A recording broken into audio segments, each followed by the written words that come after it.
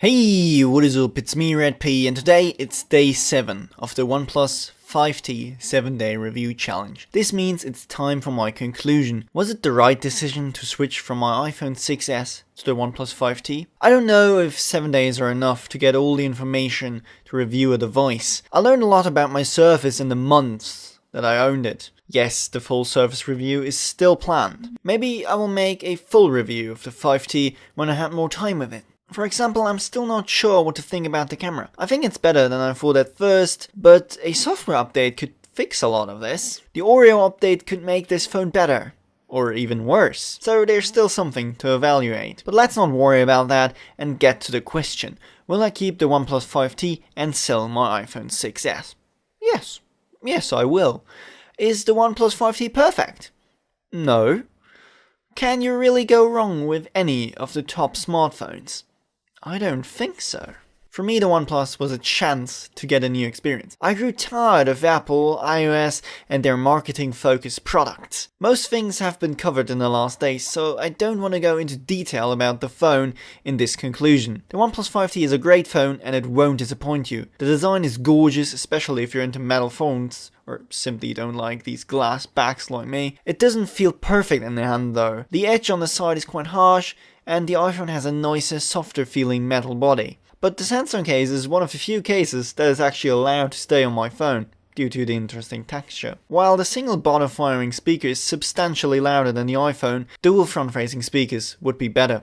The display is fantastic, the colors look nice, we have a lot more contrast than on the iPhone, and the rounded edges on the display add a nice touch.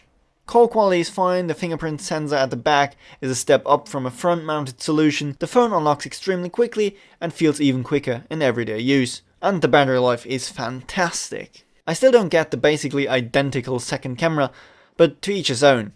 The rear camera is a capable camera, especially in Pro mode. Most people will be happy with the camera. I still think the front camera suffers from OnePlus's post-processing. Just patch in an option to turn off the beauty effect and I think this camera is going to be okay as well. Oxygen OS and Android are amazing, well, except for Google's emojis. All messaging apps use different emojis, and that's a good thing. The customization is something I can appreciate as a long-time iOS user, but there are two things that I miss. Force touch on the keyboard to move the cursor, and a truly easy way to share my calendar with my girlfriend. You know, with notifications when she changes something. Other than that, my experience was satisfactory. Maybe we should finish this with a nice list of the pros and cons. So let's start with the pros. It has great battery life, it has a big screen with small bezels and nice contrast. It unlocks without problems and at an amazing speed. My iPhone failed countless times with Touch ID, but I never had to enter my passcode on a 5T except when I was rebooting the device. Then there are also awesome features like parallel apps, and the price point, while it's not as amazing as the OnePlus One, it is still cheaper than the alternatives.